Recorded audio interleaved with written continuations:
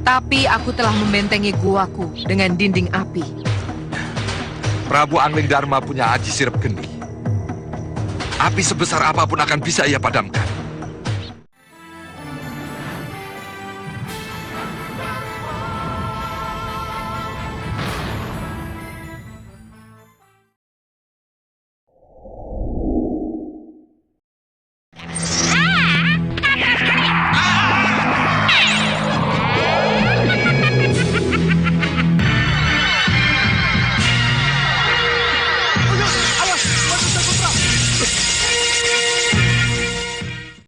Setelah melepaskan diri dari belenggu penjara api naga kini, Prabu Angling Dharma pun kemudian melanjutkan perjalanan pengembaraannya.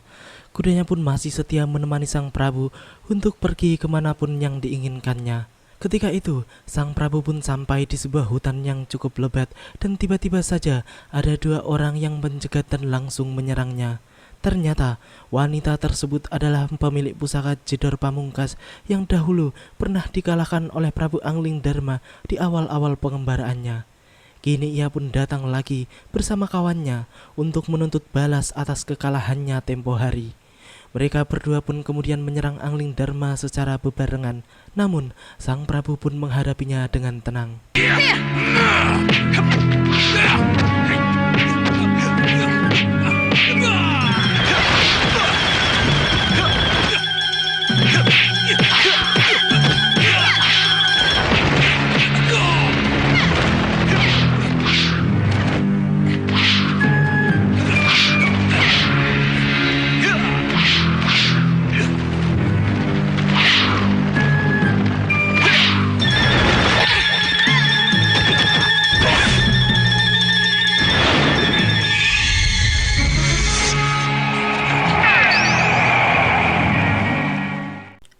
Di sisi lain, tampak Patih Batik Madrim yang telah melakukan perjalanan panjang mengikuti arah angin pun belum juga menemukan Prabu Angling Dharma.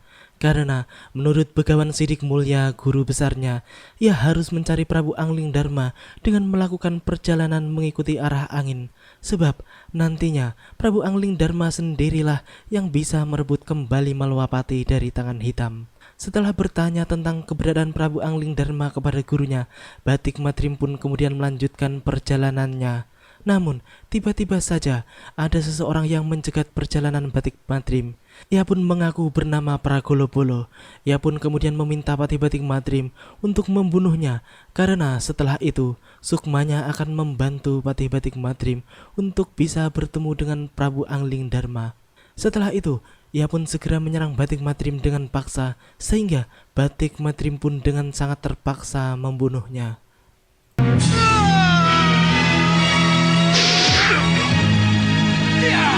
Orang ini keras kepala.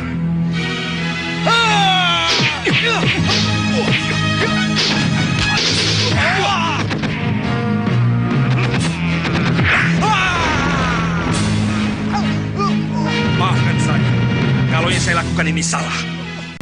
Saya baru menyadari kelemahan saya ada pada gendang telinga saya. Sesuai dengan janji, saya akan mencari Prabu Angling Dharma sampai ketemu.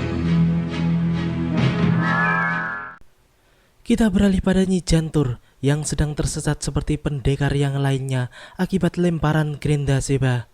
Ia pun kemudian bertemu dengan sekelompok pemburu yang ternyata juga tersesat di hutan tersebut. Selanjutnya, Nyi Jantur pun memanggil lesung terbangnya dan ia pun segera mengajak orang-orang tersebut untuk keluar dari hutan sialan itu. Akan tetapi, tiba-tiba mereka diserang oleh siluman-siluman suruhan Grendaseba, sehingga Nyi Jantur sendiri pun turun dari lesung terbangnya, sedangkan orang-orang desa tersebut pun diantar secara otomatis oleh lesung terbang ke desa asal mereka. Jangan takut, lesung itu akan mengantar kalian dengan selamat. Selamat jalan. Tolong kami!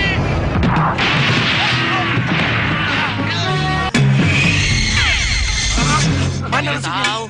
Mana? Terima kasih, Mas Jantur. Kini di hadapan Nyi Jantur telah berdiri 2 orang siluman yang mengaku penghuni hutan Krendawahana. Mereka pun kemudian menyerang Nyi Jantur secara bebarengan. Akan tetapi dengan sangat mudah Nyi Jantur pun mengalahkan mereka walaupun mereka telah menggunakan senjata pusakanya.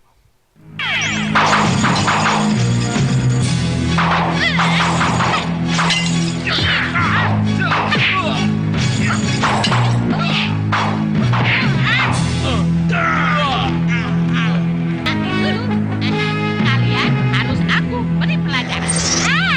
Kata sekali.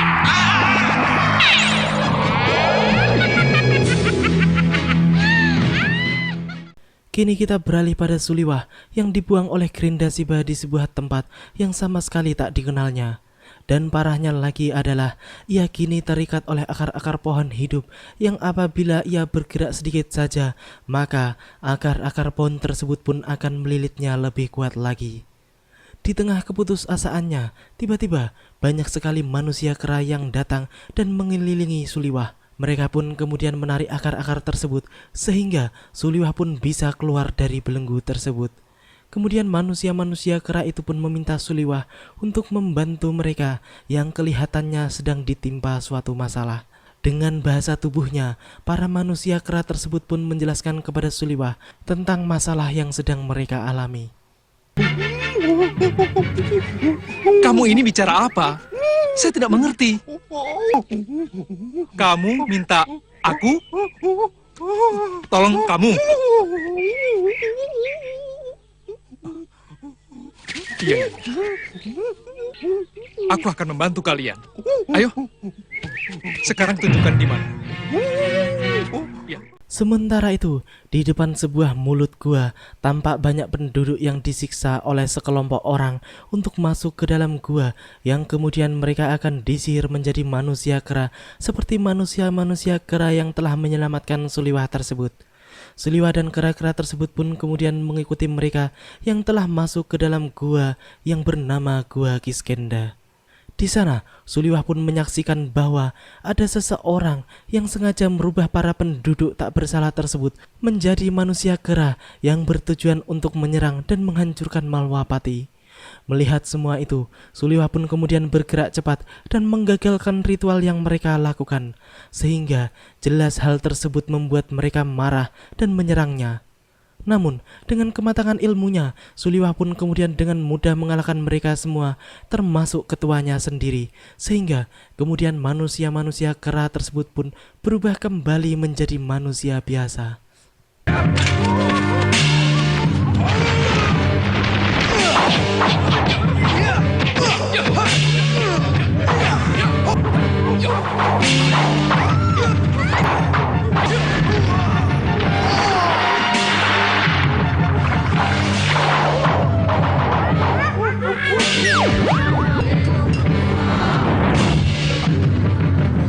Berhasil. Kita kembali menjadi manusia. Terima kasih pendekar. Setelah menyelesaikan tugasnya, Suliwah pun kemudian kembali ke Malwapati. Di tengah perjalanannya, Suliwah pun bertemu Nyi Jantur. Ia pun seperti tak percaya karena bisa bertemu dengan Nyi Jantur secepat itu. Kemudian mereka pun membagi tugas, di mana Nyi Jantur pun bertugas untuk mencari Prabu Angling Dharma dan Suliwah sendiri kembali ke Malwapati untuk melihat keadaan di sana. Aku akan mencari Prabu Angling Dharma. Semoga cepat bertemu, Nyi. Jangan lupa hubungi Ratri Pramudita melalui cincin penghubung kalian. Suruh dia dan para pendekar yang lain kembali ke Malwapati, ya? Baik, Nyi. Mari, Nyi. Di sisi lain, Sudawirat pun ternyata juga telah bertemu Uyut Sawika di sebuah gua tempatnya bersemedi untuk menemukan keberadaan jagat satria.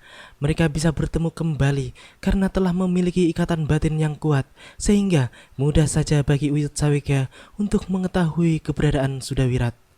Kemudian mereka berdua merencanakan untuk merebut kembali jagat satria dari tangan pusar angin. Tapi sejak kapan Uyut menemukan saya? Itu tidak penting lagi, Wirat. Yang jelas, setelah kekuatan Grinda Seba memisahkan kita, Ikatan batin kembali mempersatukan kita, Wirat. Iya, karena ikatan batinlah yang selalu menyatukan kita, Uyut. Kita kembali ke Nyi Jantur yang pada saat itu telah terbang di udara dan melihat ada seekor naga yang ternyata adalah naga Kini. Ia pun menyebut nama Prabu Angling Darma berulang kali, sehingga Nyi Jantur pun kemudian mengikutinya karena ia memang sedang mencari Prabu Angling Darma. Setelah sampai di gua tempatnya menyekap Prabu Angling Darma, naga Kini pun marah besar karena menemukan guanya hancur dan sama sekali tak ada Prabu Angling Darma di sana. Kemudian ia pun bertemu orang-orang pusar angin yang memang tengah mencari mayat Angling Darma di dalam gua tersebut. Mereka berdua pun dipaksa oleh naga Kini untuk memberitahukan tentang siapa yang telah menghancurkan guanya. Mereka pun mengatakan bahwa Raja Saputra yang telah melakukannya. Kemudian naga Kini pun mengikuti mereka ke pusar angin. Raja Saputra yang telah menghancurkan gua tersebut kemudian memberitahukan tentang alasannya menghancurkan gua tersebut. Apa yang terjadi? Kami tidak menemukan Angling Darma. Tapi kedatangan kami ke sana dipergoki oleh Dewi Naga Gini. Ya, orang-orangmu memang Sang Patih. Aku yang bertanggung jawab atas hilangnya Prabu Angling Darma. Sebab akulah yang meledakkan gua itu. Dan aku yakin kalau memang Angling Darma masih berada di dalam gua, jasadnya pasti ditemukan. Sebab tak akan ada yang bisa lolos dari bandul Sagotraku.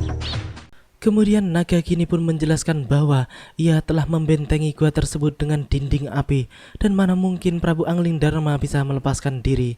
Sehingga Maruta pun kemudian angkat bicara dan mengatakan bahwa Prabu Angling Darma mempunyai aji sirep geni yang bisa meredam api sebesar apapun.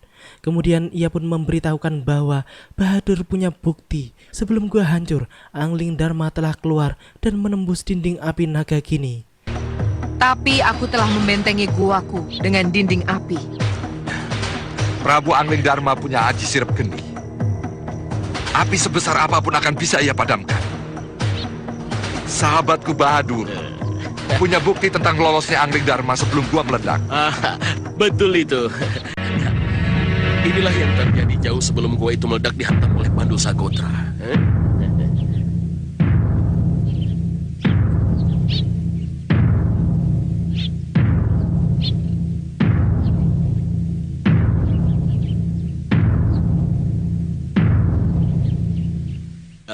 Bisa ku percaya apa yang aku lihat ini? Oh, cermin sihirku tidak pernah bohong, Sang Dewi.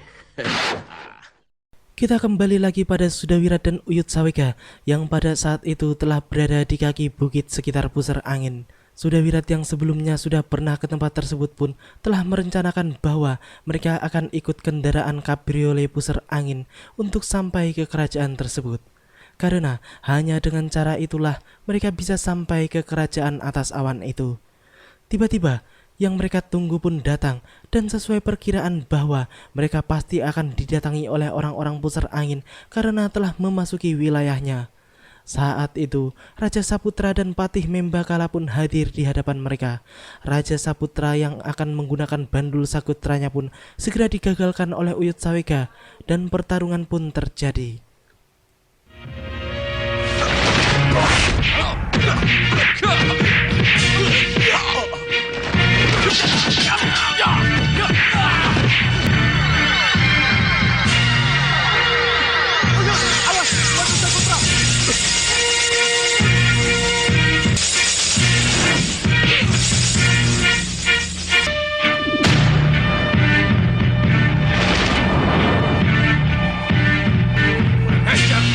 Kita kejar mereka.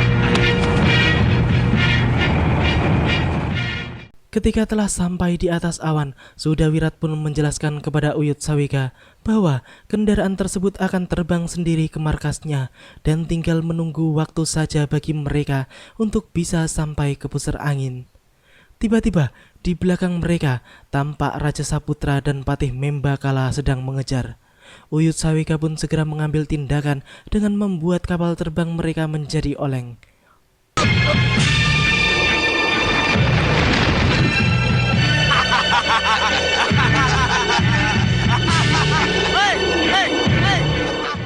Setelah berada di pusar angin, Sudawira dan Uyut Sawika pun langsung disambut dengan serangan para prajurit yang kemudian dengan satu pukulan tangan Uyut pun mampu membuat seorang prajurit terlempar sampai menembus pintu istana dan jatuh di hadapan Prabu Raja Samuka.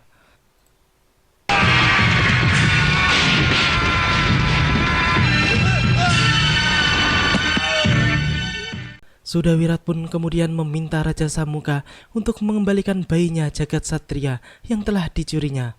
Akan tetapi, setelah mereka berdua masuk ke istana pusar angin, Raja Samuka pun langsung mengikat mereka dengan rantai saktinya. Akhirnya, Sudawira dan Uyut Sawika hanya bisa menuruti kemauan mereka yang kemudian memenjarakannya. Kalian akan kujadikan budakku.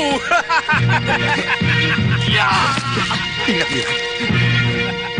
Tujuan kita kemari untuk mencari Jagat Satria, Wira. Tapi rantai ini, Uyut, itu urusan nanti. Setelah kita tahu di mana Jagat Satria berada. Penjaga, bawa mereka ke penjara. Wira, kamu harus tenang dulu. Ya, Wira, jangan melakukan sesuatu. Wira, kira-kira kamu tahu di mana Jagat Satria berada? Tidak tahu, Uyut. Kalau begitu, ayo, cepat kita pusatkan pikiran kita untuk mencarinya, Wirat. Yang... Hei, jangan coba macam-macam.